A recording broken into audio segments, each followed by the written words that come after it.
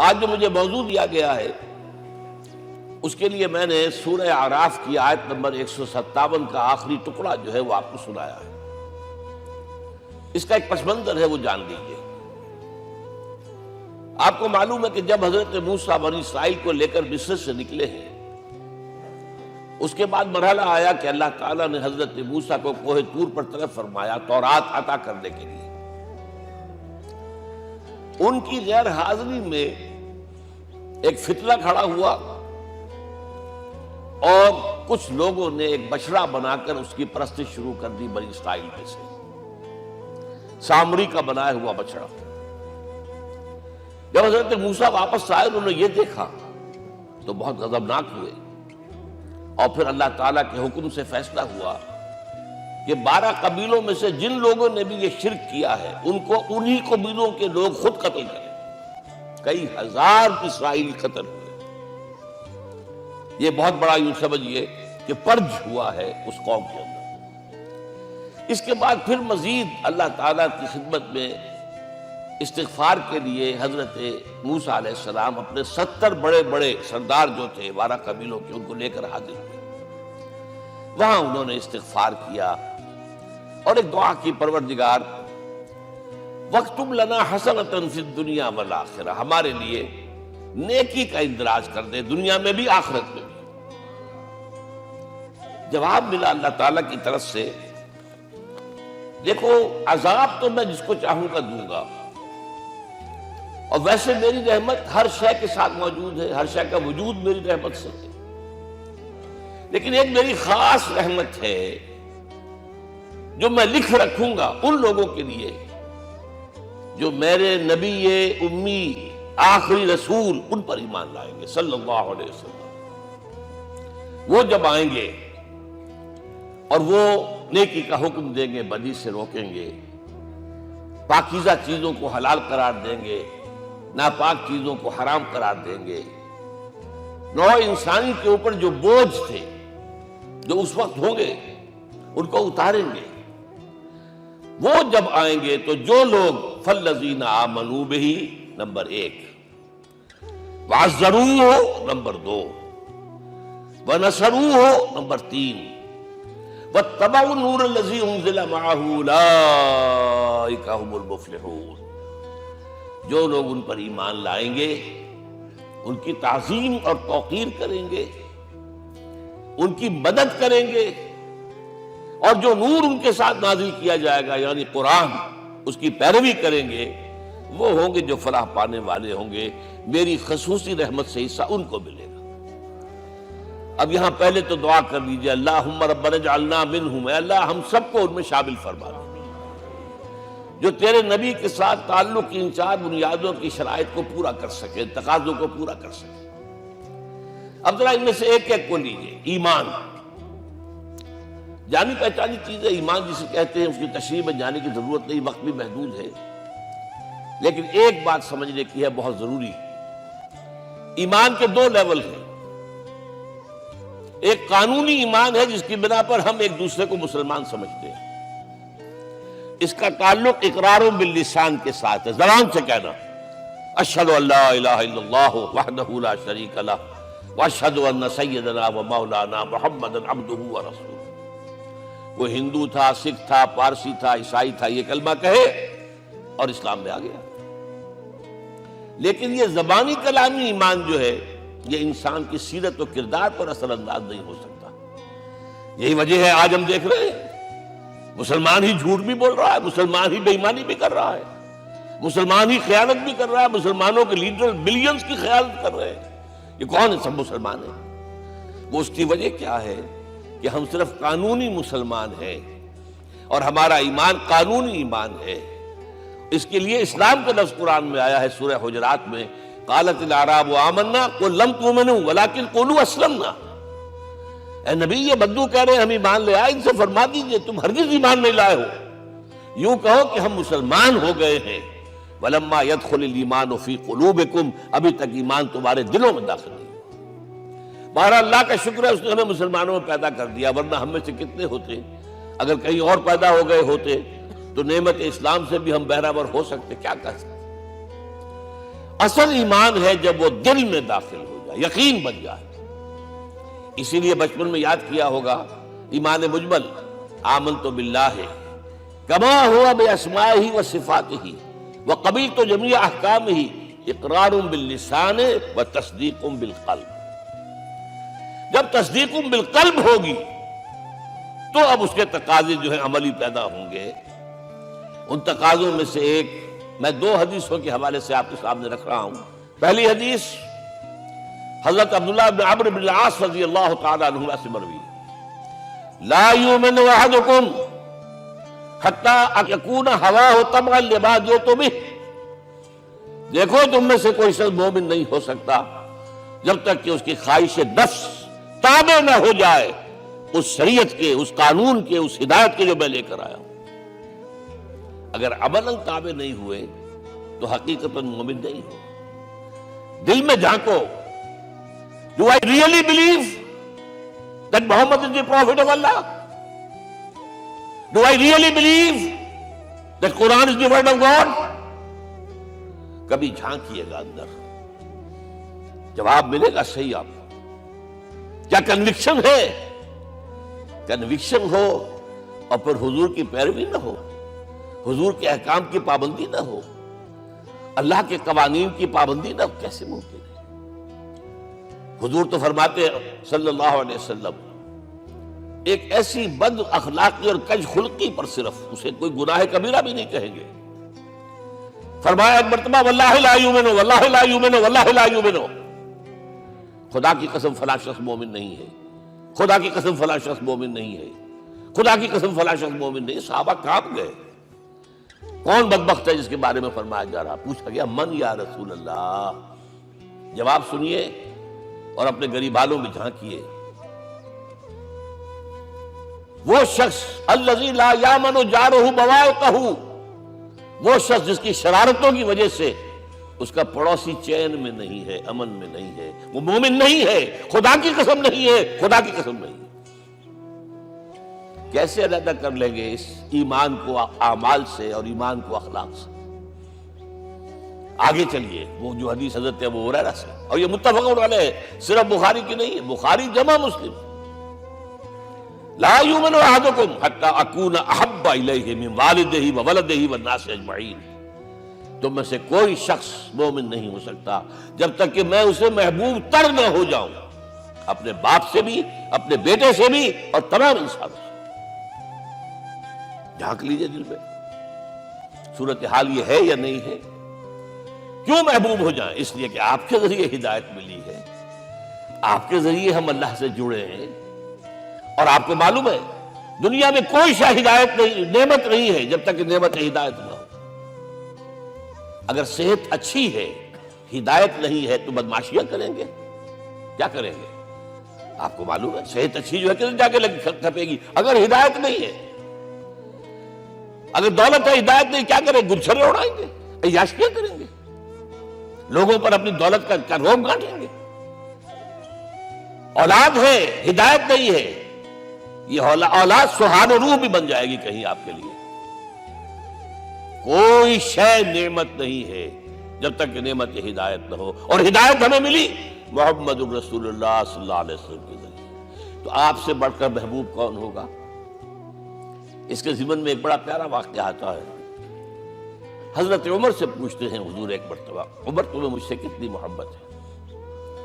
تو اندازہ کیجئے کہ اس قدر اپنائیت کسی سے ہوتی ہے تب یہ سوال ہوتا ہے، عمر تمہیں مجھ سے کتنی محبت ہے؟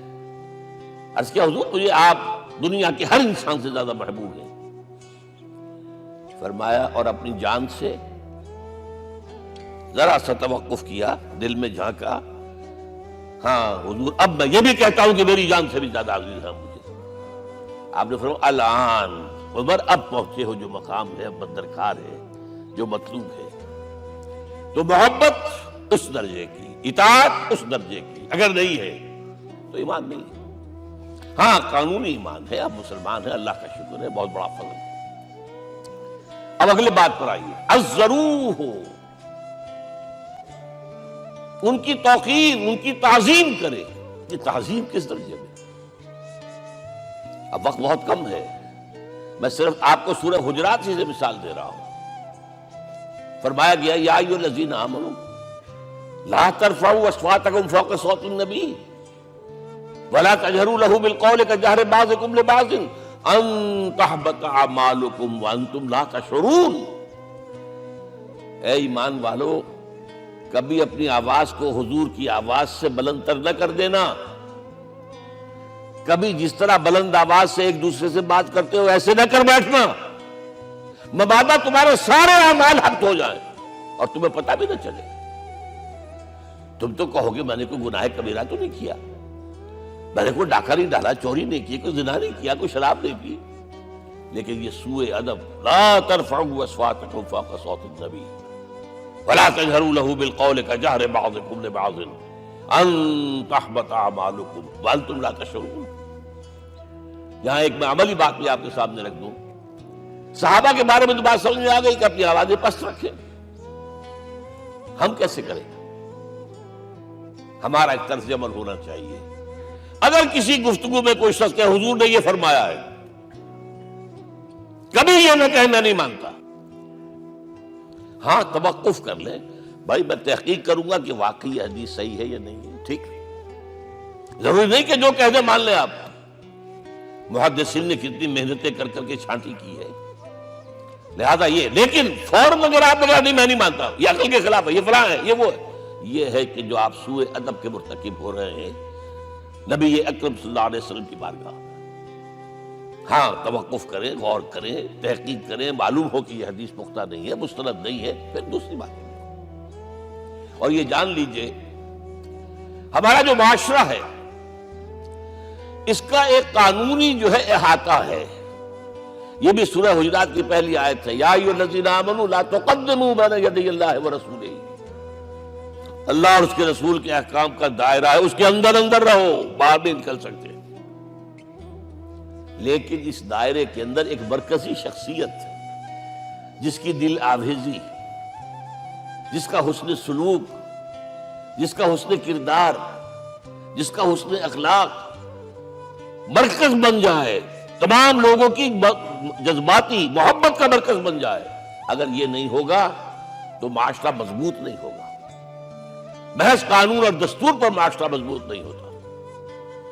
کسی شخصیت، اب آپ کو معلوم ہے آخر ہندوستان کے معاشرے میں گاندھی کا ایک مقام ہے کہ نہیں ہے؟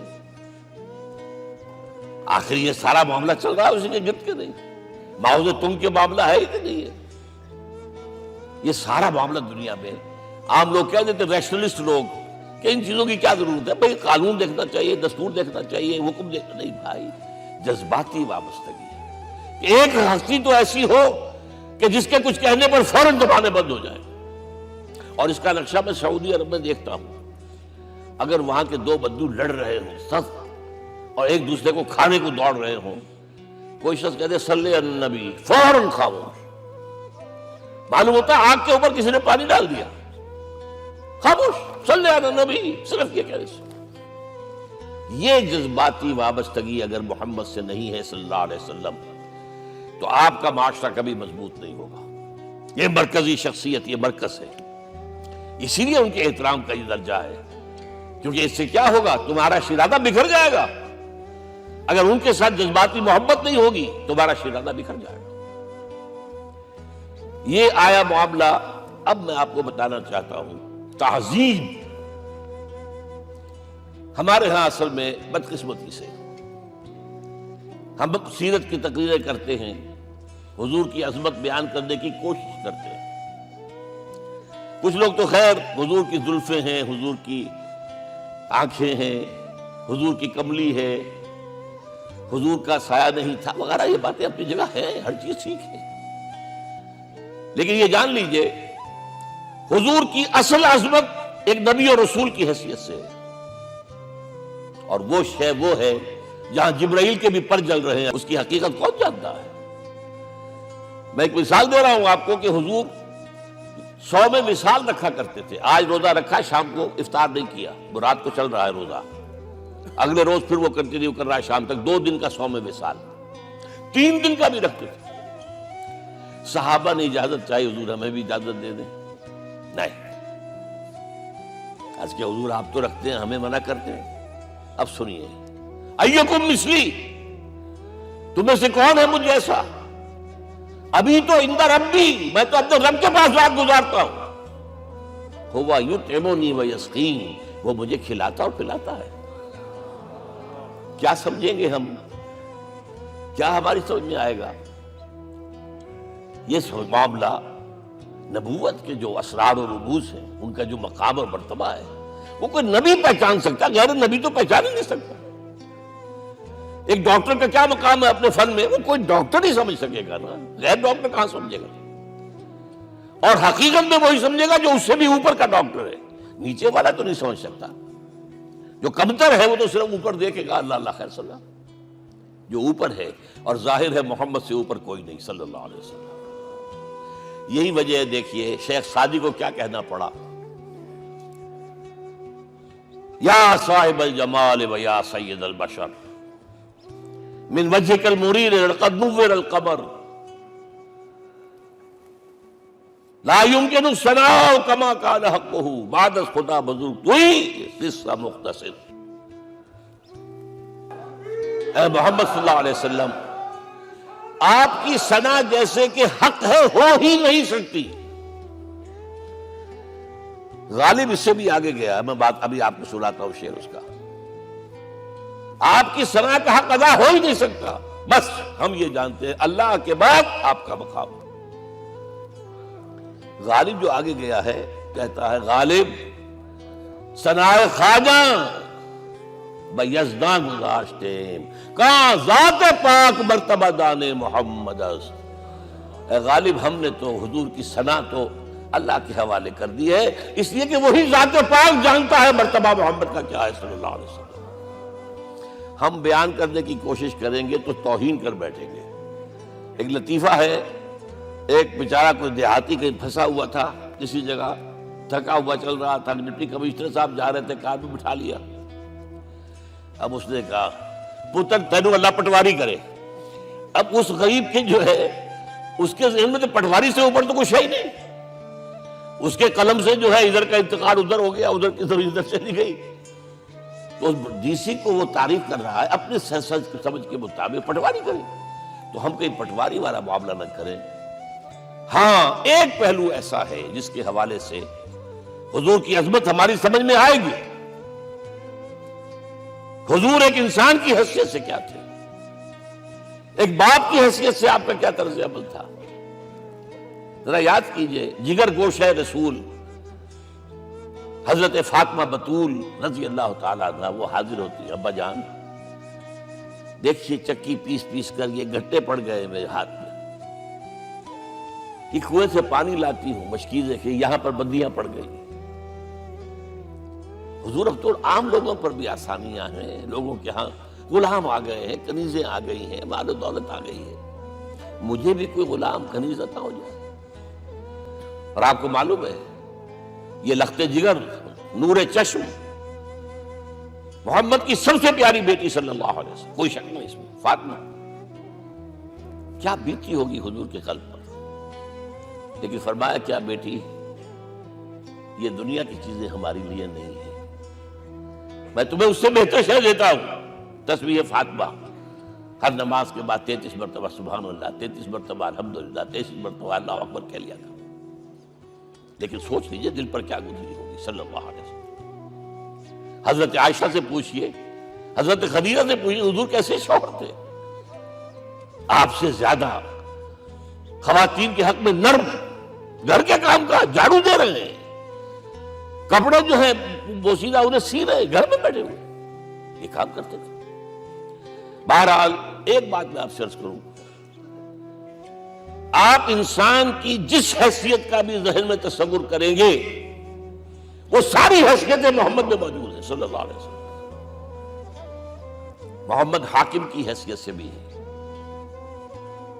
محمد سپہ سالار کی حیثیت سے بھی ہے، محمد قاضی القضات بھی ہیں، محمد ہیڈ آف دی اسٹیٹ بھی ہیں، محمد بیویوں والے بھی ہیں، اولاد والے بھی ہیں، محمد 5 وقتہ امام بھی ہیں، جمعے کے خطیب بھی ہیں، مدرس قرآن بھی ہیں، مربی بھی ہیں، مزکی بھی ہیں، اور ہر میدان میں بلند ترین مقام۔ کوئی ایسی جامع شخصیت ملے گی؟ ہمارے ہاں تو حال یہ ہے کہ جو خطیب صاحب ہوتے ہیں وہ 5 وقتہ نماز کیسے پڑھا سکتے ہیں؟ ان کا تو اونچا مقام ہے۔ 5 وقتہ نماز کے لیے تو علیحدہ چاہیے امام آپ کو، اور وہاں بھی ایک امام سینئر ہوگا، وہ عشاء مغرب اور فجر پڑھائے گا، ایک جونیئر ہوگا بیچارہ، وہ جو خاموش نماز ہے وہ پڑھائے گا۔ 5 وقتہ نماز پڑھا رہے ہیں محمد صلی اللہ علیہ وسلم، اور خطیب بھی وہی ہے، مربی بھی وہی ہے، مزکی بھی وہی ہے۔ ہمارے ہاں جو لوگ تزکیہ نفس کے میدان میں ہیں وہ پھر جماعت کبھی نہیں کراتے، کبھی نہیں دیکھا ہوگا آپ نے کسی صاحب کو کراتے ہوئے۔ یہ جامعیت جو ہے، جامعیت کبریٰ۔ میں صرف ایک بات کہا کرتا ہوں، ایک اعتبار سے حضور کا اسوہ نامکمل ہے۔ آپ مجھے سوء ادب کا مرتکب نہ قرار دے دیں، اسوہ کیا ہے؟ عورت کے لیے اس کی اپنی نسوانی زندگی کے لیے اسوہ آپ میں نہیں ہے، آخر نصف انسانیت ہے، اسے بھی اسوہ چاہیے۔ یہ ہے جس کی وجہ سے حضور نے شادیاں کی ہیں زیادہ۔ خواتین کے لیے اسوہ حضور کے ازواج مطہرات ہیں، اور ان میں سب سے بڑھ کر جو بالکل یوں سمجھیے کہ آغاز کے اندر نوجوانی میں آ گئی ہیں حضور کی خدمت میں، نہایت ذہین و فطین، انہوں نے پھر عورت کی زندگی کے لیے حضور کا جو طرز عمل تھا وہ انہوں نے بیان کیا تھا۔ اس لیے سورہ احزاب کے اندر اس کا تذکرہ ہے، جہاں یہ آتا ہے لقد کان لکم فی رسول اللہ اسوۃ حسنہ، وہیں پر یا نساء النبی لستن کاحد من النساء، اے نبی کی بیویوں تم عام عورتوں کے مانند نہیں ہو، تمہیں تو اسوہ بننا ہے امت کے لیے۔ اب اس سے اگلا قدم میں بڑھا رہا ہوں آگے، اور اس کے ساتھ جڑ جائے گی تیسری بات۔ تیسری بات کیا ہے؟ وَنَصَرُوهُ، اس کی مدد کریں صلی اللہ علیہ وسلم۔ پہلی بات تو یہ نوٹ کیجئے، حضور انتہائی غیور انسان تھے، انتہائی غیور۔ یہ کہا جاتا ہے کہ اگر حضور گھوڑے اس میں سوار ہوتے تھے اونٹ پر، اور آپ کا کوڑا نیچے گر گیا، تو آپ یہ کسی سے نہیں کہتے تھے کہ ذرا یہ میرا کوڑا مجھے پکڑا دینا، یہ بھی گوارا نہیں تھا۔ آپ اونٹ بٹھا کر نیچے اتر کر اپنا کوڑا خود اٹھاتے تھے۔ کسی سے اپنے ذاتی کام کے لیے کوئی مدد مانگنا امکان ہی نہیں۔ بلکہ ایک واقعہ تو وہ ہے جب بھی میں تذکرہ کرتا ہوں میری آنکھوں میں آنسو آ جاتے ہیں۔ یہ ہجرت کے وقت کا واقعہ ہے۔ آپ کو معلوم ہے حضور نے تمام مسلمانوں کو مکے سے جانے کی اجازت دی، چلے جاؤ مدینے، چلے جاؤ مدینے، آپ خود تھے موجود، اس لیے کہ رسول اپنے مقام کو نہیں چھوڑ سکتا وداؤٹ ایکسپریس پرمیشن فرام اللہ سبحانہ وتعالی۔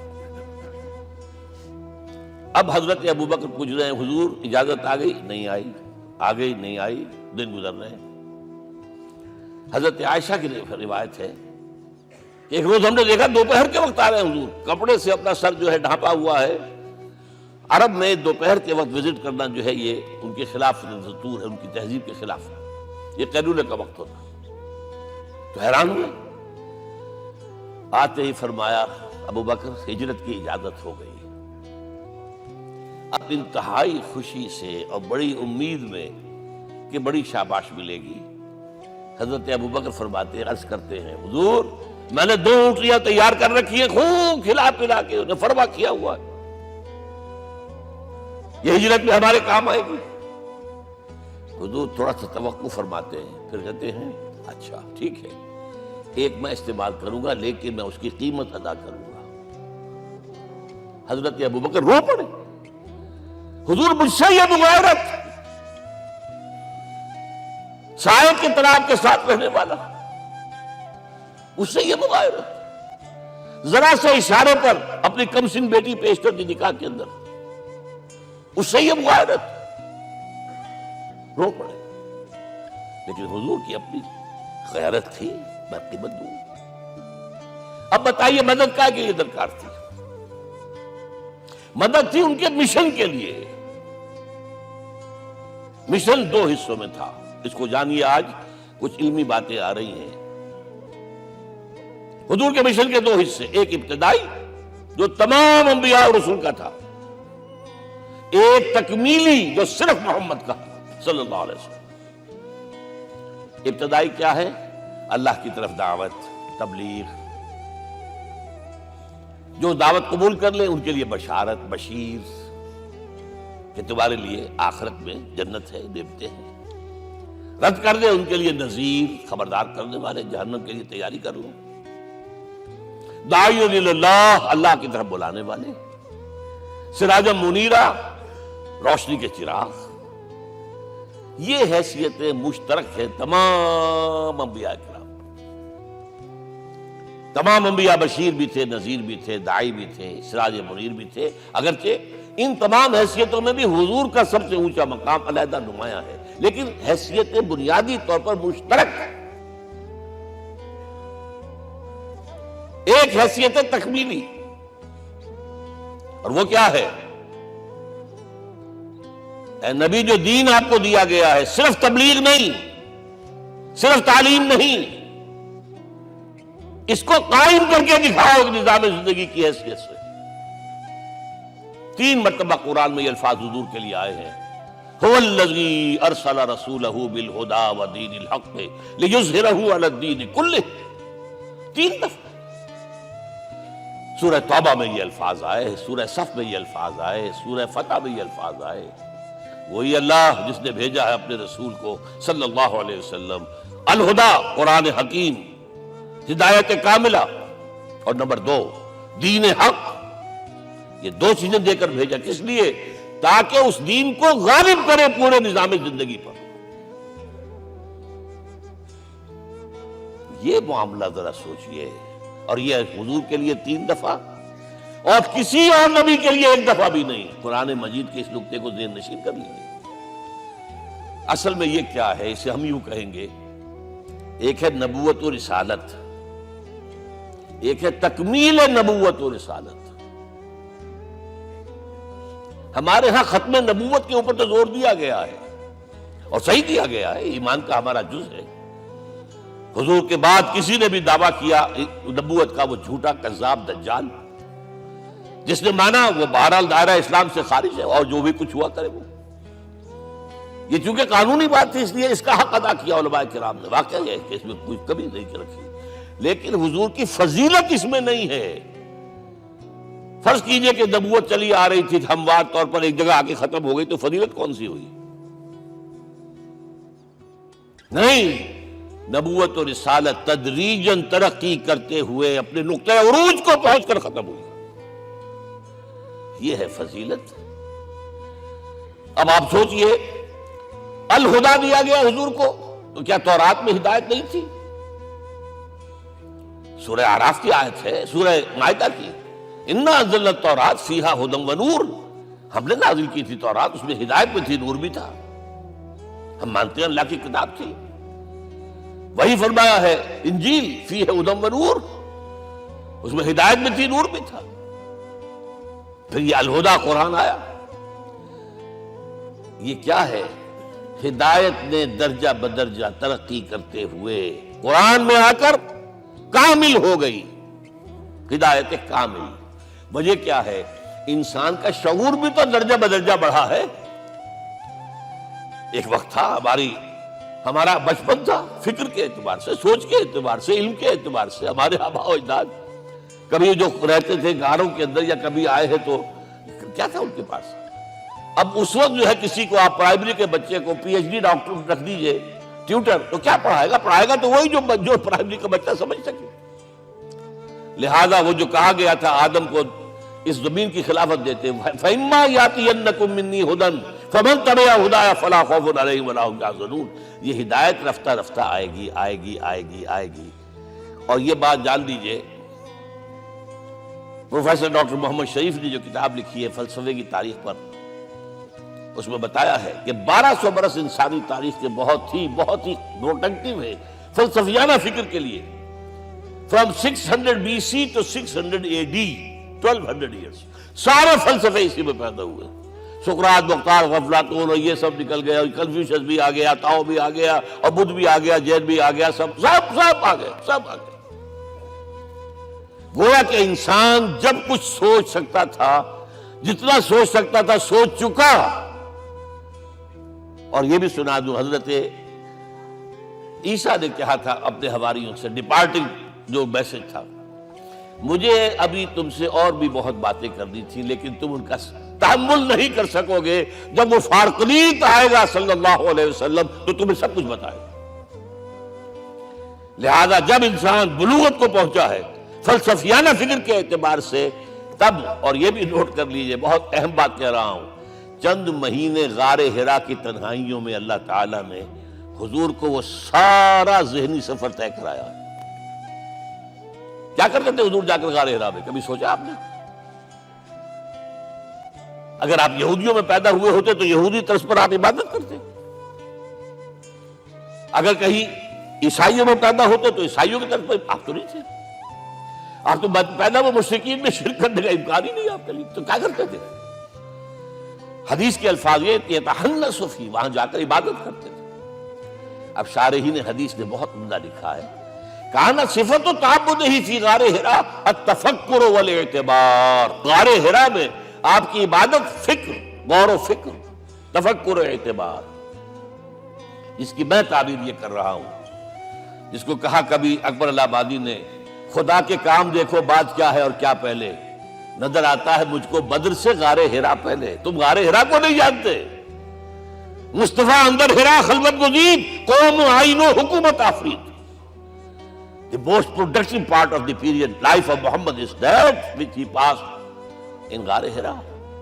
فکر کی ساری جو ہیں بلندیاں طے کی، تب آیا ہے اقرا بسم ربک، اب اللہ کا الہدیٰ شروع ہوا ہے۔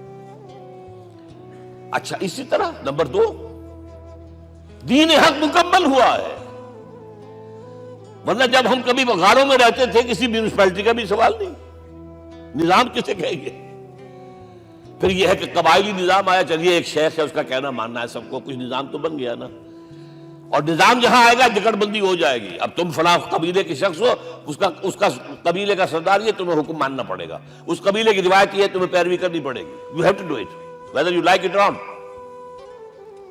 پھر آپ کی سٹی اسٹیٹس وجود میں آئی، پھر امپائرز وجود میں آ گئے، 400-500 برس سے رومن امپائر، 400-500 برس سے ایرانین امپائر عرب کے اوپر ایسے تھی جیسے افغان کے سر کے اوپر بہت بڑا جو ہے پگڑ رکھا ہوتا ہے، کتنا بڑا ہوتا ہے۔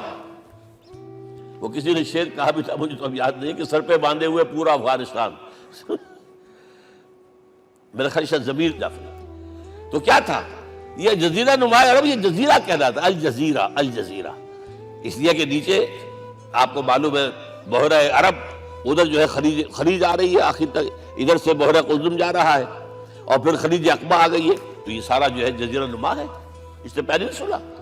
لیکن عرب اوپر 2 اور ہیں، عراق عرب، شام عرب۔ عراق عرب پر قبضہ ایران کا، شام عرب پر رومیوں کا، اور جب یہ سلطنتیں بن گئیں تو گویا کہ انسان شکنجے میں آ گیا، ظلم، محنت کرے کسان، عیش کرے جاگیردار، اور بادشاہ محل بنائے، لگان وہاں سے آ رہا ہے، از جفائے دے خدایاں کشتے دہ خانہ خراب، کرگے پر بیٹھا ہوا کوئی کھدر بن رہا ہے، ٹیکس دو، بادشاہ محل بھی بنائے گا، عیاشیاں بھی کرے گا، سارا نسوانی حسن جو ہے کوہ قاف کا لے آئے گا اپنے ہاں، اور پھر فوج بھی رکھے گا، ذرا تم نے گردن اٹھائی تو تمہاری سرکوبی کرنے کے لیے فوج تیار ہے۔ یہ جب جکڑ بند آئی ہے انسان پر، تب محمد کو بھیجا گیا ہے،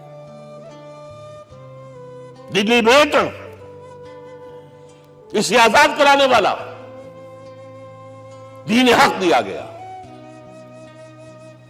یہ دین حق قرآن مجید میں اسی لیے کہا گیا، یہ میں کہہ رہا ہوں تکمیل رسالت النبوت، الیوم اکملت لکم دینکم واتممت علیکم نعمتی ورضیت لکم الاسلام دینا، آج میں نے تمہارے لیے تمہارے دین کو کامل کر دیا ہے، یہ مکمل نظام زندگی ہم نے دیا ہے، پہلے تھا ہی نہیں۔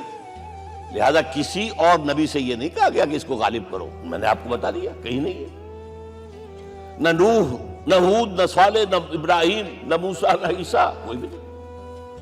اور حضور سے کہا گیا یہ دین اب غالب کرو۔ اگر صرف تم کتاب میں لکھ کر دے جاؤ اور اس کے مثال پیش نہ کر سکو، دنیا کہے گی بہت اچھی شاعری ہے، آج بھی آپ کو معلوم ہے دی ریپبلک کتاب زندہ ہے، لیکن آج تک ایک دن کے لیے بھی وہ نظام کہیں قائم ہوا ہے؟ ہم یہی کہیں گے کہ ٹھیک ہے، یہ جو ہے ایک خواب ہے، اللہ اللہ سر، اس کے سوا کیا یوٹوپیا ہے؟ اس نظام کو قائم کر کے دکھاؤ۔ اب آپ اس کو اینالائز کر لیجئے، اچھی طرح سمجھ لیجئے۔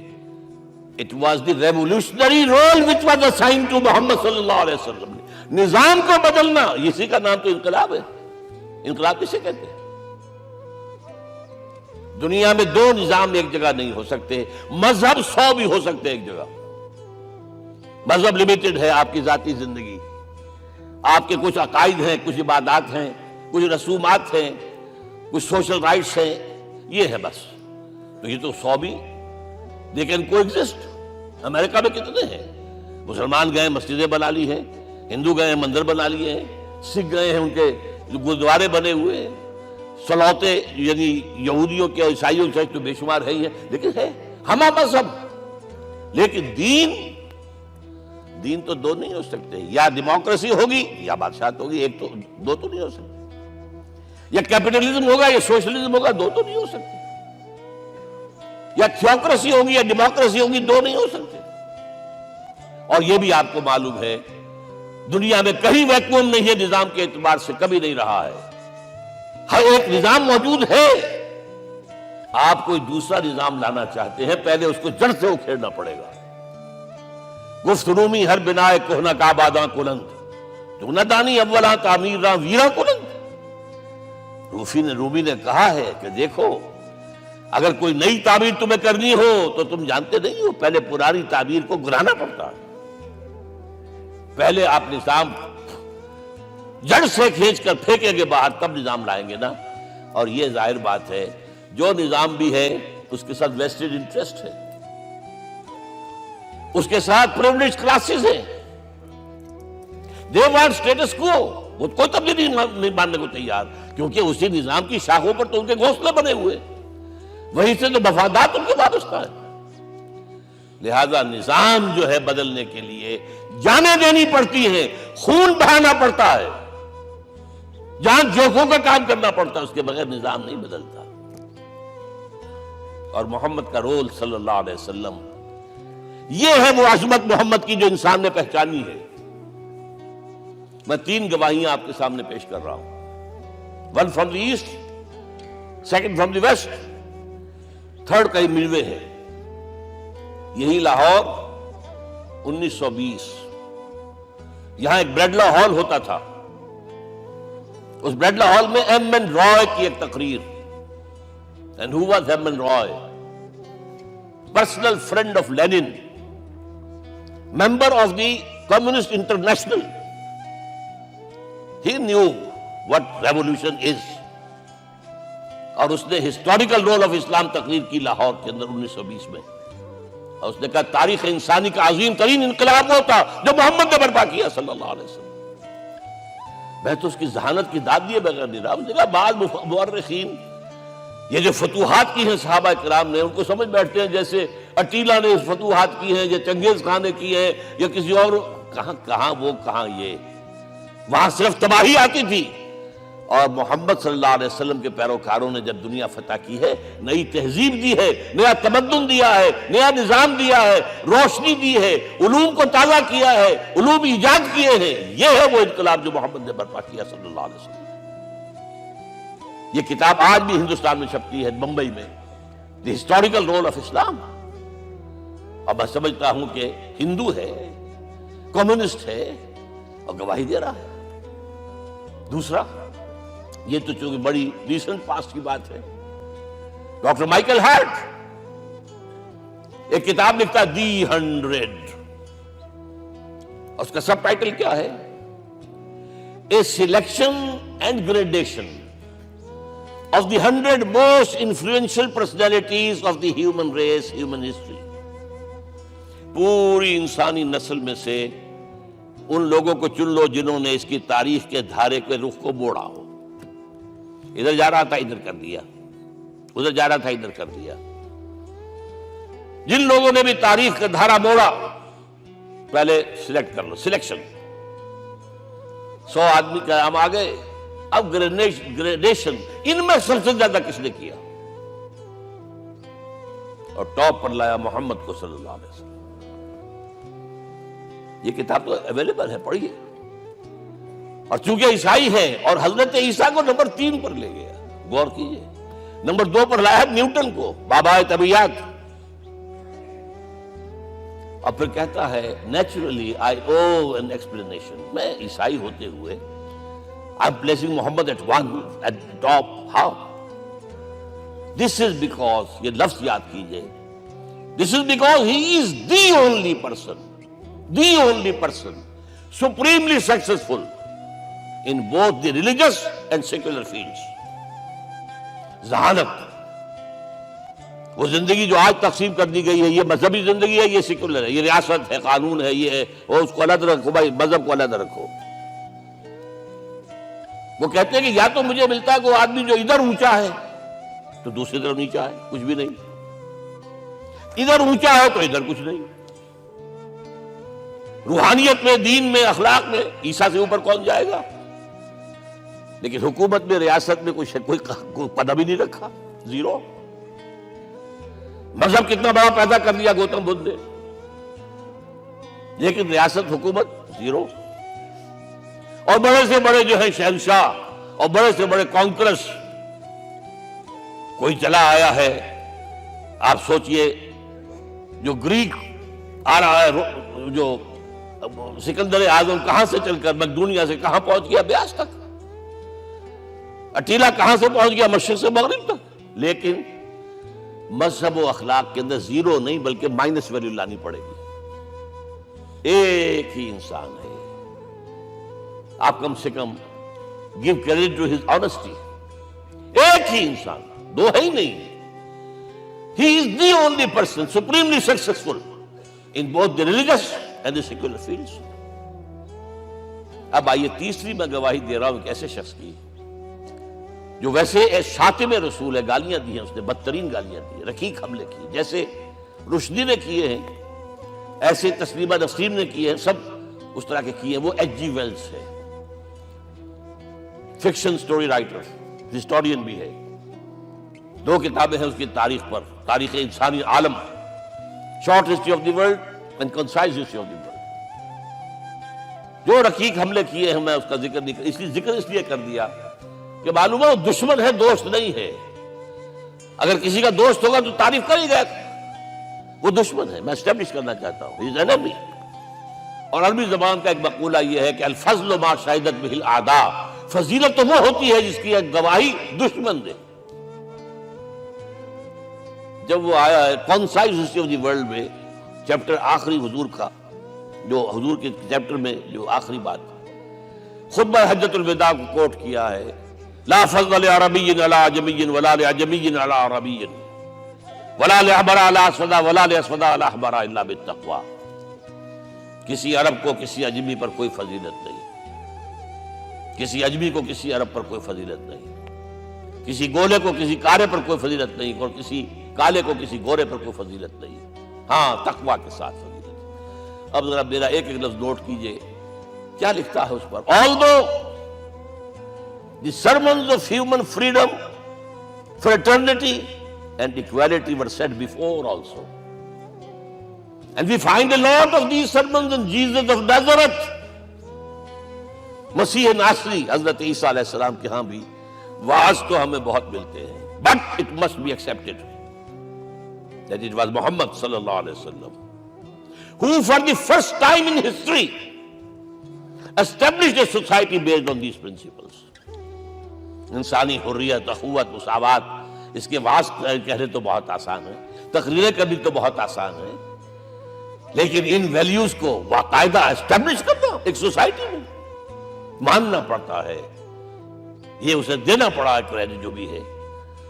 لیکن ایک بات نوٹ کر لیں، مبادہ کہیں آپ میرے بارے میں سوء ظن ہو جائے، تازہ ایڈیشن جو اب اویلیبل ہے اس میں سے یہ نکال دیے گئے ہیں. آج کے جو ان کے ایڈیٹرز ہیں ان کی حلق سے نیچے نہیں اتر رہے. اتنی بڑی حقیقت. آپ پنجاب لائبریری یا پبلک لائبریری سے جا کے پرانا ایڈیشن لیجئے، concise history of the world کے اندر آپ کو یہ الفاظ مل جائے. Although the sermons of human fraternity Freedom and equality were said before also. And we have a lot of these sermons in Jesus of Nazareth. But it must be accepted that it was Muhammad sallallahu alaihi wasallam who for the first time in history established a society based on these principles. اب یہ جو mission میں نے آپ کے سامنے رکھا، ایک بنیادی مشن قرآن کی تبلیغ کرو، تبلیغ کرو، تبلیغ کرو، تبلیغ کرو. یا ایھا رسول بلغ ما انزل الیک من ربک وان لم تفعل فما بلغت رسالتہ.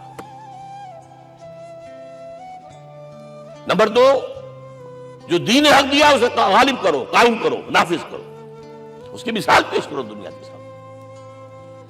ان دونوں میں مدد درکار تھی محمد رسول اللہ. جیسے حضرت مسیح نے کہا تھا، وَإِذْ قَالَ عِيسَىٰ ابْنُ مَرْيَمَ لِلْحَوَارِيِّينَ مَنْ أَنصَارِي إِلَى اللَّهِ، کون ہے میرا مددگار اللہ کی راہ میں. جیسے کہ اللہ فرماتے سورہ حدید میں، بڑی پیاری آیت ہے، بڑی ریولوشنری آیت ہے، بلکہ میں لفظ استعمال بڑی ننگی انقلابی آیت ہے قرآن مجید کی. اتنا صاف اللہ تعالیٰ ہی سچ بول سکتا ہے، کوئی اور تو ضرور کہیں نہ کہیں اس کے اوپر کوئی کپڑا ڈال کے بات کرے گا. آیت نمبر 25 آف سورۃ الحدید، لقد ارسلنا رسلنا بالبینات، ہم نے اپنے رسولوں کو بھیجا واضح نشانیوں کے ساتھ، معجزات کے ساتھ.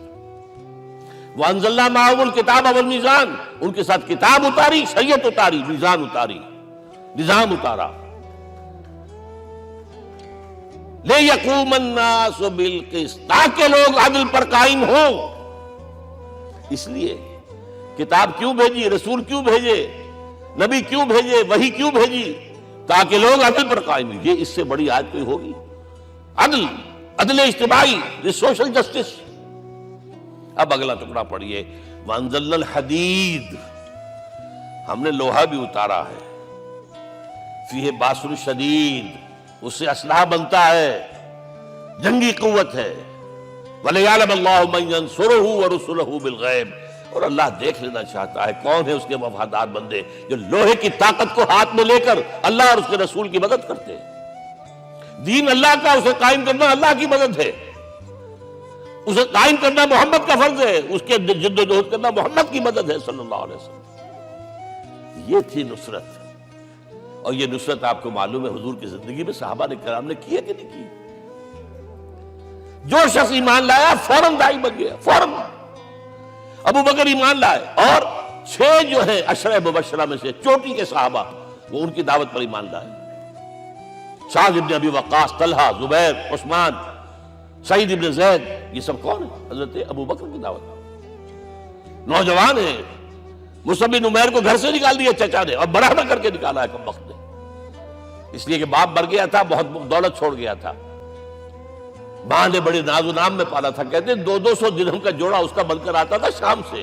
جیسے کبھی ہم کہتے تھے کہ پنڈت نہرو کے کپڑے جو ہے پیرس سے سل کر آتے ہیں، اور جہاں سے گزر جاتا تھا مصعب، اتنا اس نے لگایا ہوتا تھا عطر کے پوری گلی جو ہے وہ خوشبو سے جو ہے بھر جاتی. چچا نے بلایا، تم جو یہ گلچھرے کر رہے ہو اپنے باپ کی دولت پر نہ، اور تم اسے کہتے ہو کافر، نکل جاؤ گھر سے. وہ چلنے لگے. He was a teenager. چلنے لگے. وہ سمجھا تھا کہ میرے یہ کہنے سے اس کے تو اس کو تارے نظر آ جائیں گے، یہ فوراً جو ہے توبہ کرے گا، پلٹ آئے گا. چلنے لگے تو اسے اور غصہ آیا، یہ کپڑے بھی اسی باپ کے ہیں، اتارو. وہی اتارے کپڑے. مادرزاد برہنہ ہو کر ماں کے پاس گئے. ماں نے آنکھوں پر ہاتھ رکھا، مصعب کیا ہوا ہے؟ فرمایا امی میں موحد ہو گیا ہوں. یہ ہے توحید. اور اب جا کر حضور کے دامن میں بیت ارقم میں اب ہمہ وقت کارکن ہے، قرآن اتر رہا ہے، پڑھ رہے ہیں، سمجھ رہے ہیں، قرآن اتر رہا ہے، یاد کر رہے ہیں. اور اس کے بعد جب کہا تھا مدینے والوں نے بیعت عقبہ اولیٰ پر کہ حضور ہمارے سے آپ کی ملاقات تو سال کے بعد ہی ہوگی، درمیان میں تو آپ کو معلوم ہے خون ریزی ہے، کوئی قافلہ بچ کے نہیں آ سکتا، تو اب آپ ہمیں کوئی اپنا شاگرد دیجئے. مصعب بن عمیر کو حضور نے کہا جاؤ ان کے ساتھ. وہاں ان کا نام پڑ گیا المقری، پڑھانے والا، قرآن پڑھانے والا.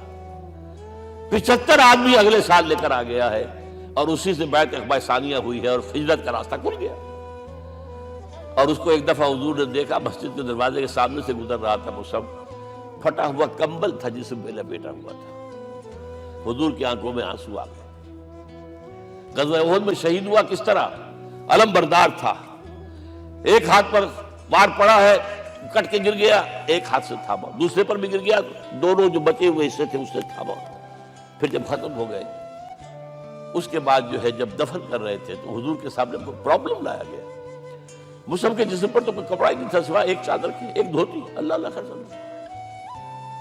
اور شہید کا کفن ہوتا ہے اس کا اپنا لباس۔ حضور وہ اتنا چھوٹی ہے وہ چادر کہ پاؤں ڈھانپتے ہیں تو سر کھل جاتا ہے، سر ڈھانپتے ہیں تو پاؤں کھل جاتے ہیں۔ فرمایا سر کو ڈھانپ دو کپڑے سے اور پیروں پر گھاس ڈال دو۔ That was the last dress which Musab got۔ تو یہ لوگ جو تھے محمد رسول اللہ والذین معہ، یہ ساتھی حضور کے جنہوں نے حضور کے مشن میں آپ کا ساتھ دیا۔ اور ایک خاص مرحلے کا تو میں آپ کے سامنے ذکر ہی کر دوں، اس لیے کہ دین کی اقامت، دین کا غلبہ، اس میں تو جہاد اور قتال آئے گا لا محالہ۔ Nobody is going to allow you to change the system۔ اگر سسٹم بدلتا ہے تو اس کے ساتھ جو مفادات بدلتے ہیں وہ ختم ہو جاتے ہیں، جو پرولیجز ہیں وہ ختم ہو جاتے ہیں۔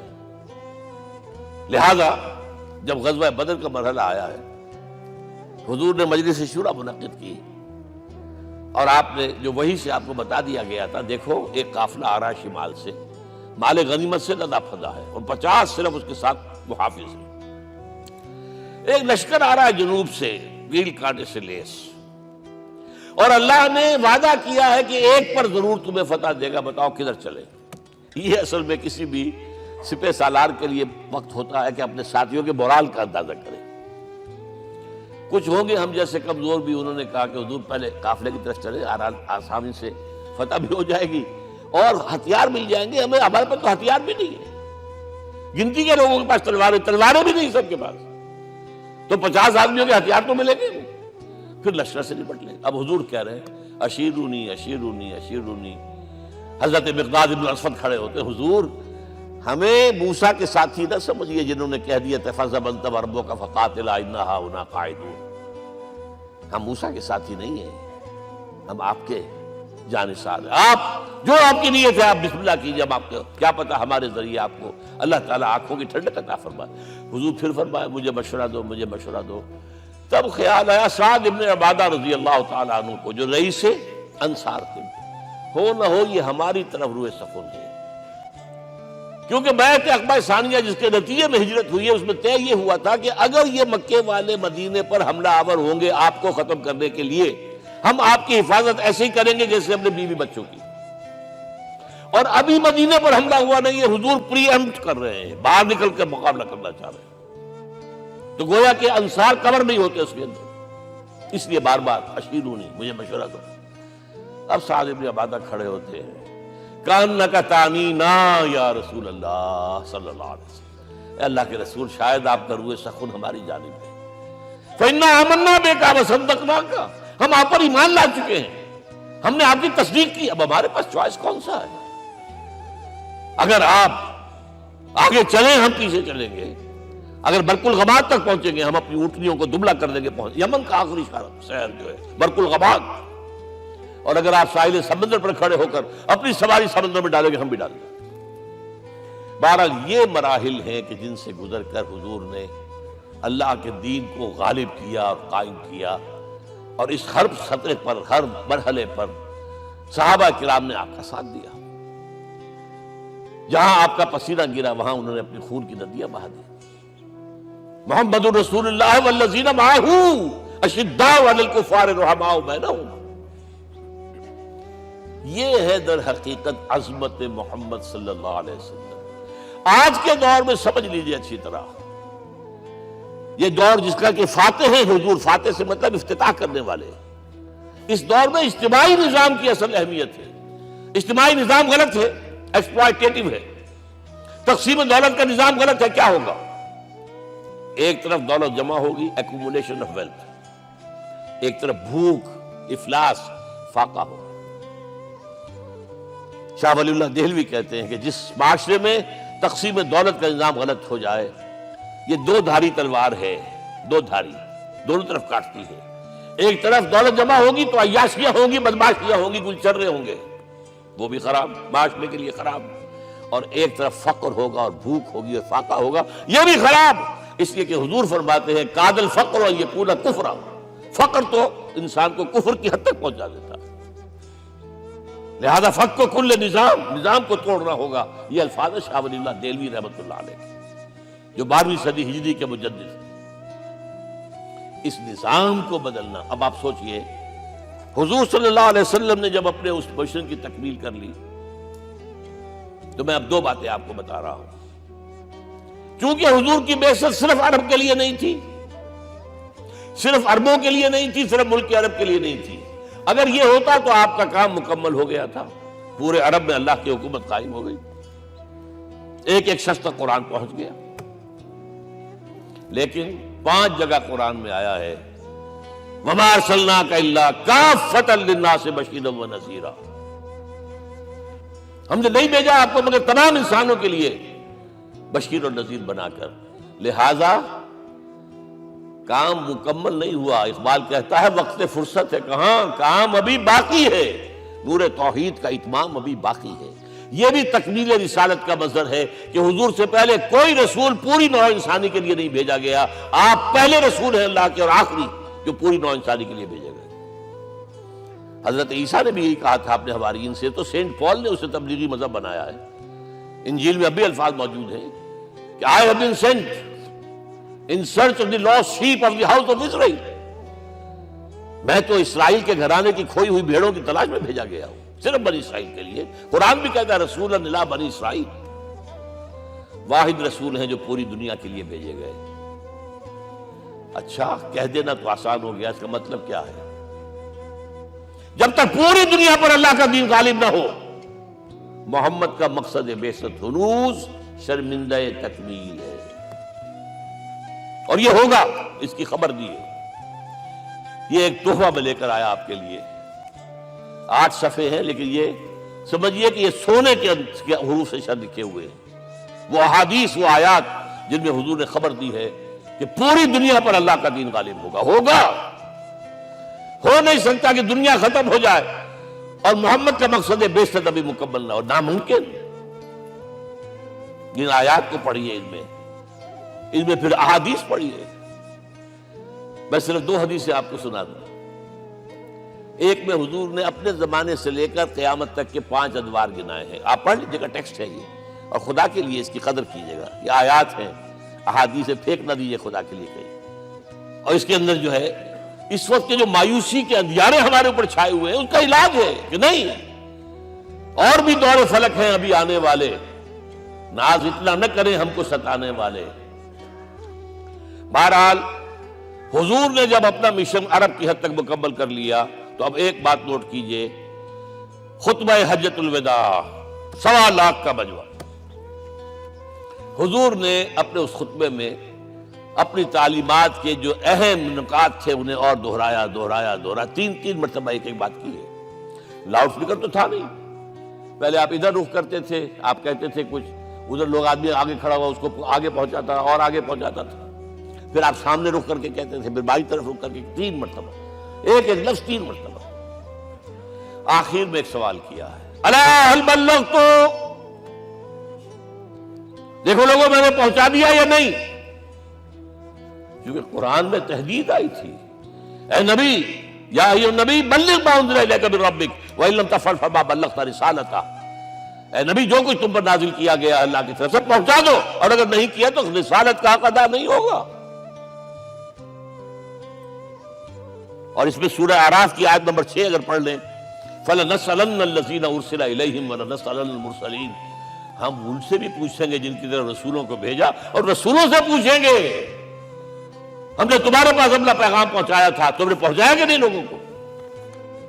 اس لیے حضور نے گواہی دی، الا هل بلغت، دیکھو میں نے پہنچا دیا کہ نہیں؟ اور جواب کیا ملا؟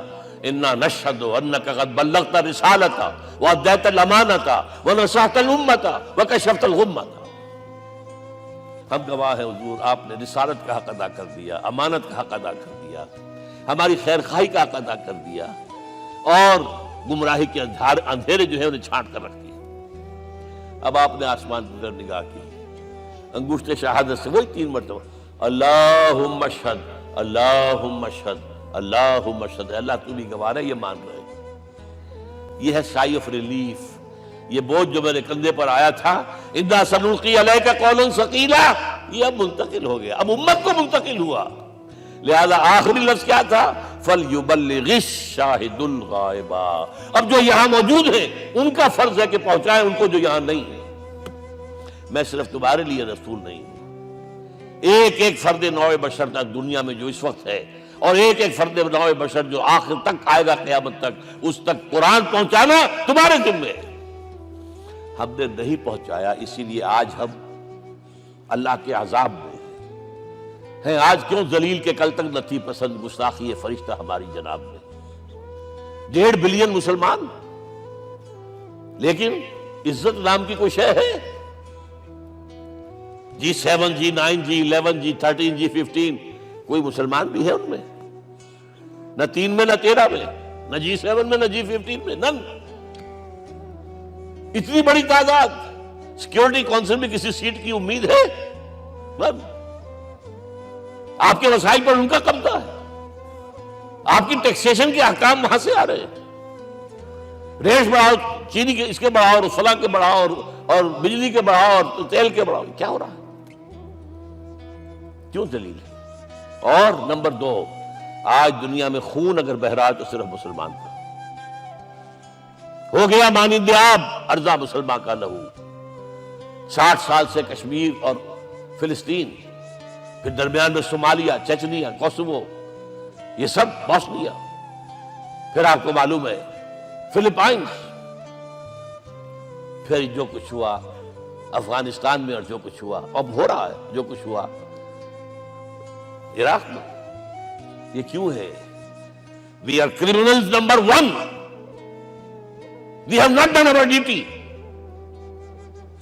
ہم نے قرآن کو اپنا امام نہیں بنایا، دوسروں کے سامنے کیا پیش کریں گے؟ ہمارا اپنا سارا نظام سود کے اوپر مبنی ہے۔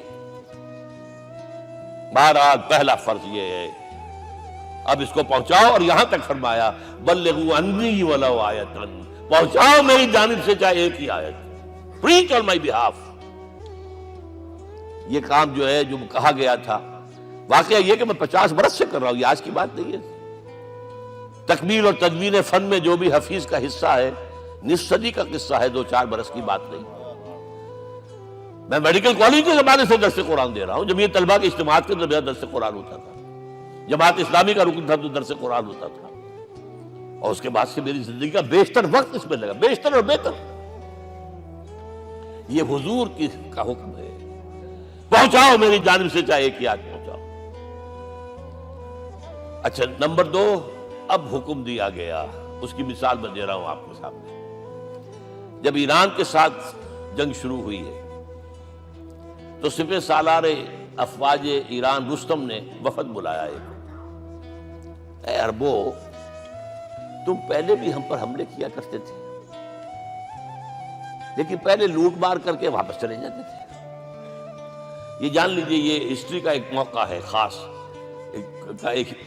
کہ ایک سیٹلڈ سیویلائزیشنز ہوتی ہیں، اور ایک وہ جو رہتے ہیں سطح مرتفع پر، وہاں پانی نہیں ہوتا، وہ فصل کہاں سے آ جائے گی، یا ریگستان میں جو وہاں بستے ہیں وہ کیا کرتے ہیں؟ وہ وقتاً فوقتاً جاتے ہیں، جھپٹا مارتے ہیں، لوٹ مار کرتے ہیں، لے کر وہاں سے دولت آتے ہیں، اسی پر ان کی گزارا تھا۔ تو پہلے بھی آیا کرتے تھے، لوٹ مار کر کے چلے جاتے، اس دفعہ پیچھا بھی چھوڑ رہے، وجہ کیا؟ ایسی پیاری، یہ کئی روایتوں میں آیا ہے، الفاظ مختلف ہو سکتے ہیں۔ جو مسلمان وفد کا سربراہ تھا اس کا جواب سنیے، انا قد ارسلنا، دیکھو رستم، پہلے ہم خود آتے تھے، اب ہمیں بھیجا گیا ہے۔ اللہ نے بھیجا محمد کو، محمد نے بھیجا ہمیں صلی اللہ علیہ وسلم۔ کس لیے؟ لنخرج الناس من ظلمات الجہالت الى نور الایمان ومن جور الملوک الى عدل الاسلام۔ اس لیے بھیجا گیا ہمیں کہ نوع انسانی کو شرک اور کفر کی جہالتوں سے نکال کر ایمان کی روشنی میں لائیں، اور بادشاہوں کے ظلم و ستم کے پنجے سے نجات دلا کر عدل اسلام. دیکھو ہمارا خلیفہ چٹائی پر بیٹھتا ہے عمر رضی اللہ تعالیٰ عنہ. اس کے تو کوئی خدم و حشم نہیں ہے, کوئی باڈی گارڈ نہیں ہے. ایک آیا تھا سفیر ایران کا, مدینے میں آ کر گھوما پھرا, کوئی محل نظر نہیں آیا اسے. پوچھتا ہے مسلمانوں سے اینا ملک, بھائی تمہارا بادشاہ کہاں ہوتا ہے؟ جواب ملا لیسا لنا ملکن بل لنا امیر. ہمارا کوئی بادشاہ نہیں, ہمارا امیر ہے. کہاں ہے بھائی؟ ہمارے بیت المال کے کچھ اونٹ گم ہو گئے تھے کہ بھائی ملے نہیں, ہمارا خلیفہ تلاش کرنے گیا. اب اس نے کسی کو لیا ہوگا آئیڈینٹیفائی کر سکے, ڈھونڈ کر جا کر ایک جگہ دیکھا, دھوپ تیز ہو گئی تھی, حضرت عمر تھک گئے تھے, لہذا ایک درخت کے سائے میں اپنے کوڑے کا تکیہ بنا کر لیٹے ہوئے استراحت فرما رہے. کوئی خادم نہیں, کوئی خدم و حشم نہیں, کوئی باڈی گارڈ نہیں. اس وقت وہ کھڑے ہو کر کہتا ہے عمر تم عدل کرتے ہو, تمہیں کوئی خوف نہیں ہے. ہمارے بادشاہ ظلم کرتے ہیں, لوگوں کا خون پیتے ہیں, انہیں ہر وقت ڈر رہتا ہے. انہیں اونچی اونچی فصیلیں چاہیے, انہیں باڈی گارڈ چاہیے, انہیں حفاظتی دستے چاہیے. یہ مثال پیش کی ہے نا, یہ کوئی فیری ٹیلز تو نہیں ہے. یہ تو آج کی تاریخ ہے, 1400 برس پرانی تاریخ ہے بھائی, کوئی پرانی نہیں ہے, کوئی 10,000 سال پرانی بات نہیں ہے. اور وہی عمر ہے, انہیں بلایا گیا ہے بیت المقدس. وہاں جو مسلمانوں کا محاصرہ تھا وہ طول کھینچ گیا, فصیل بہت اونچی مضبوط, اور اندر ہر طرح کا رسد بھی موجود ہے, راشن بھی ہے, پانی بھی ہے. عیسائیوں کا قبضہ تھا. عیسائی پادری آئے فصیل پر, مسلمانوں تم اگر قیامت تک بھی یہاں پڑے رہے محاصرہ کر کے, یہ کبھی فتح نہیں ہوگا شہر. ہاں یہ فتح ہونا ہے, ہماری کتابوں میں ہے, لیکن ایک درویش بادشاہ کے ہاتھوں فتح ہوگا. تمہارے اندر ہمیں وہ درویشی نظر نہیں آ رہی. وہ چونکہ کچھ عرصہ ہو گیا تھا, شام میں پہنچ گئے تھے, خربوزے کو دیکھ کے خربوزہ رنگ پکڑتا ہے, اچھا لباس پہننا شروع کر دیا. اور وہاں تھے امین هذه الامہ ابو عبیدہ بن الجراح رضی اللہ تعالی عنہ. یکے ازا شرع مبشرہ, ان کا فوراً کلک کیا, یہ بادشاہ مدینے میں بیٹھا ہوا تو ہے. یہاں سے ریکویسٹ کی گئی ہے آپ تشریف لائیے. اب 700 میل کا سفر ہے, کوئی ذاتی سفر نہیں, کسی بیٹے کے کنووکیشن میں کے لیے نہیں گئے ہیں, کوئی انٹوریج نہیں ہے, کچھ نہیں. ایک اونٹ, ایک خادم, اور اسی اونٹ پر راستے کا راشن, لہذا ایک آدمی بیٹھ سکتا ہے. اب ایک منزل خلیفہ اوپر تشریف فرما ہے اور خادم ہاتھ پکڑ کر آگے چل رہا. اگلی منزل خادم اوپر بیٹھا ہے اور خلیفہ ہاتھ پکڑ کے آگے چل رہا. جب آخری منزل آئی ہے تو باری ہو گئی اس خادم کی. اس نے ہاتھ جوڑ دیے, خدا کے لیے لوگ دیکھیں گے, مجھے ماریں گے, تمہیں شرم نہیں آئی؟ خلیفۃ المسلمین جو ہے وہ آگے آگے تمہارے چل رہے تھے, تم براجمان تھے. حضرت عمر نے ڈانٹ پلائی, دوڑو نہیں, باری تمہاری ہے. وہ بیٹھا ہوا اوپر, حضرت عمر پنکیل پکڑ کر آ رہے ہیں, اور بیچ میں کہیں کیچڑ آ گیا تھا, جوتیاں بھی ہاتھ میں پکڑی ہوئی ہیں. اب وہاں آتے ہی انہیں لے جایا گیا فصیل کے سامنے. انہوں نے اوپر سے اپنی کتابیں دیکھیں, ہاں یہی ہے درویش بادشاہ. یہ فتح نہیں ہوا تھا یروشلم, یہ ایک صلح کے طور پر انہوں نے دیا ہے, کھول دیا, آ جاؤ. اور انہوں نے شرط رکھوائی تھی کہ کہیں یہاں یہودیوں کو آباد نہیں ہونے دیں گے آپ. حضرت عمر نے اتنی رعایت کی تھی یہودیوں کے لیے کہ وہ یہاں آئیں, اپنے مقدس مقامات کی زیارت کر کے جا سکتے ہیں, لیکن یہاں سیٹل نہیں ہو سکتے. اس لیے وعدہ تھا. یہ وعدہ جو ہے سلطان عبدالحمید خان تک چلا ہے. بڑی سے بڑی رشوت پیش کی تھی زائنسٹ نے, تمہارے سارے قرضے ہم ختم کر دیں گے, تم جو ہے ہمیں فلسطین میں آباد ہونے کا حق دے دو. نہیں, جو معاہدہ عمر کا تھا اس میں میں کوئی ترمیم نہیں کر سکتا. تو یہ مثالیں ہیں جو پیش کی گئی. میں تو کہا کرتا ہوں, جب میں نے پڑھا تھا کہ کرنل جمال عبد الناصر کی بیٹی سائیکل پر جاتی ہے کالج, کیو این لائی کی بیٹی بھی سائیکل پر کالج جاتی ہے, احساس ہوا تھا عظمت ہے نا, چاہے وہ کسی غیر پہ ہو. اور واقعہ یہ ہے کہ میں بیان کرنے سے رہ نہیں سکتا. جب میں نے لال بہادر شاستری کے بارے میں سنا, he had no house in the whole of India. یہ تو بھارت کی ڈیموکریسی کا ایک معجزہ ہے. A person who doesn't own a house in the whole length and breadth of India, and he rose to the position of Prime Minister. ہمارے ہاں کسی میونسپلٹی کا جو ہے ممبر نہیں بن سکتا اس کی بیوی اپنے گھر میں خود کھانا پکاتی تھی، کوئی ملازم نہیں تھا۔ اور جب ہارٹ اٹیک ہوا ہے تاشقند میں، تو وہ جو مرتے دم بات کی ہے اس نے ماتا جی سے کی ہے، بیوی سے نہیں کی۔ یہ ہماری مشرقی روایات ہیں، ماں کا مقام۔ لیکن یہ تمام مثالیں جو ہیں، پوری نوع انسانی 10 مرتبہ پیدا ہو کر ختم ہو جائے، حضرت عمر والی مثالیں نہیں لا سکتے۔ رات کو گشت کر رہے ہیں، ایک جگہ سے رونے کی آواز آئی، معلوم ہوا کہ بچے ہیں، بھوکے ہیں، رو رہے ہیں۔ ماں سے پوچھا گیا کیا معاملہ ہے؟ کیا کروں؟ کچھ نہیں ہے، میں نے یہ آنڈی چڑھا دی ہے، چولہے کے اوپر آگ جلا دی ہے، بچوں سے کہا بھائی کچھ پک رہا ہے، ذرا انتظار کرو، سو جائیں گے۔ کانپ گئے، ایسے گئے سیدھے بیت المال، آٹے کی بوری اپنے غلام سے کہا میرے کندھے پر رکھ، میں لے چلتا ہوں۔ نہیں، قیامت کے دن تم میرا بوجھ نہیں اٹھا سکو گے۔ اپنے کندھے پر بوری رکھ کر لائے ہیں، کھانا پکوایا، کھلایا بچوں۔ اب اگر حضور یہ کہیں کہ سید القوم خادم ہوں، تو یہ حقیقت تھی کہ نہیں تھی؟ ورنہ اگر یہ مثال نہ آتی تو کہتے ہیں جی شاعری تو اچھی ہے، بہت اچھا شعر کہہ دیا، کوئی سردار بھی کبھی خادم ہوا ہے۔ اب یہ ہے کہ یہ نظام دنیا میں، بس آخری بات میں آ گیا ہوں، یہ خوشخبریاں میں آپ کے ساتھ یہ تحفہ لے کر آیا، یہ پڑھیے کہ نظام دوبارہ آنا ہے۔ محمد کی پیشن گوئی غلط نہیں ہو سکتی، ہو صادق المصدوق صلی اللہ علیہ وسلم۔ اگرچہ ابھی ہمیں اور سزائیں ملنی ہیں، اور سخت سے سختر سزائیں آنی ہیں۔ ابھی آرمگڈون سر پر تنی ہوئی ہے، کھڑی ہوئی ہے، ملحمۃ العظمیٰ جسے حدیث میں کہا گیا۔ آرمگڈون پتہ نہیں آپ نے کبھی سنا ہے کہ نہیں سنا ہے؟ یہ بائبل کی آخری کتاب جو ریولیشن جان ہے، اس میں ہے کہ ایک بہت بڑی جنگ ہوگی، گریٹر اسرائیل بنانے کے لیے بہت بڑی جنگ ہوگی، and you said the stage has been set for that۔ NATO تیار اسی کے لیے ہو رہا ہے دوبارہ۔ کس لیے؟ نیٹو چیف سے پوچھا گیا تھا کہ تمہارا دشمن جو تھا USSR تو ختم ہوا، گھٹنوں کے بل پڑا ہوا ہے، اب کس کے لیے اس کو ایکسٹینڈ کر رہے ہیں اور آرگنائز کر رہے ہو؟ اب ہمیں مسلم فنڈامنٹلسٹ سے نمٹنا ہے۔ یہ ہے وہ کروسیڈ جو شروع ہوئی۔ یہودی اور عیسائی نیو کنزرویٹوز، نیو کونس، یہ دونوں جڑے ہوئے ہیں، ایک 5 پوائنٹ ایجنڈا ہے ان کا جس پر دونوں کا اتفاق ہے۔ تو ابھی ہم پر بڑے برے وقت آنے ہیں، ہمیں سزائیں ابھی اور ملنی ہیں، لیکن ٹیبلز ول بی ٹرنڈ، دنیا میں اللہ کا دین قائم ہوگا، چاہے ابھی اور اپس اینڈ ڈاؤنز آئیں گے، لیکن ہوگا، لیکن ہوگی، وہ وقت آئے گا اللہ کا دین قائم ہوگا پوری دنیا میں۔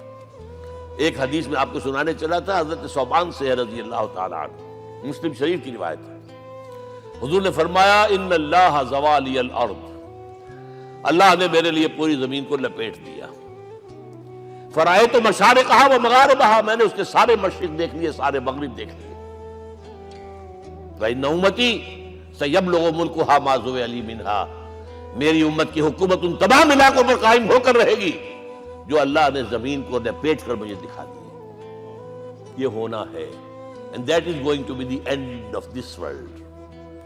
آرمگڈون بھی آ جائے گی، پہلے ملحمۃ العظمیٰ بھی آئے گا، سزائیں بھی ملیں گی، بالآخر وہ ہوگا۔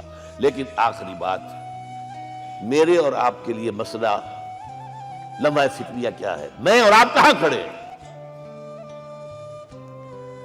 Are we on the side of Allah or on the side of America؟ بہرحال یہ تو جو اپس اینڈ ڈاؤنز آنے ہیں، میرے اور آپ میں سے ہر شخص کے سوچنے کی بات یہ ہے، یہ تو انقلاب تو آئے گا، حضور کے ذریعے سے آیا، کچھ لوگ حضور کے ساتھی بن گئے، ان کی دنیا بن گئی، آخرت بن گئی، قیامت میں کے بعد جو کچھ ملنا ہے اللہ تعالیٰ، روح و ریحان و جنت النعیم۔ کچھ رہ گئے کہ چاہے سگا چچا تھا محروم رہ گئے، ابو لہب۔ آج بھی یہ قافلہ ادھر چل رہا ہے۔ اقبال نے بالکل ٹھیک کہا ہے کہ دنیا کو ہے پھر مار کا روح و بدن پیش، تہذیب نے پھر اپنے درندوں کو ابھارا، اللہ کو پابر دیے مومن پہ بھروسہ، ابلیس کو یورپ کی مشینوں کا سہارا۔ اور صحیح کہا ہے، آخری بات جو کہہ رہا ہوں، وہ ایک نکتہ میرا رہ گیا ہے، وَاتَّبَعُوا النُّورَ الَّذِي أُنزِلَ مَعَهُ، چوتھی بات، اور یہ کہ وہ لوگ جو اس نور کا اتباع کریں گے کہ جو ان کے ساتھ نازل کے قرآن، اس لیے کہ قرآن ہی ذریعہ ہے، آلہ انقلاب ہے، قرآن انسانوں کو بدلتا ہے، افراد کو، افراد مل کر جماعت بن کر وہ جو انقلاب برپا کرتے ہیں، بٹ انڈیویجول چینج.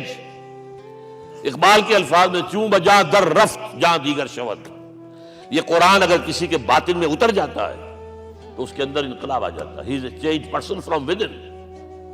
واتبعوا النور الذی انزل معہ. لیکن آخری دور کے بارے میں چند اشعار سنا رہا ہوں. شب گریزاں ہوگی آخر جلوہ خورشید سے، یہ چمن معمور ہوگا نغمہ توحید سے، ہو کر رہے گا. اور پھر دلوں کو یاد آ جائے گا پیغام سجود، پھر جبیں خاک حرم سے آشنا ہو جائے گی. اور آنکھ جو کچھ دیکھتی ہے لب پہ آ سکتا نہیں. میں بھی حیرت ہوں کہ دنیا کیا سے کیا ہو جائے.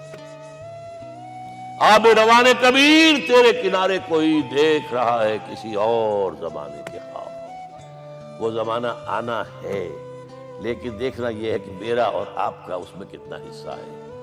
اقول قولی ھذا واستغفر اللہ لی ولکم ولسائر المسلمین والمسلمات.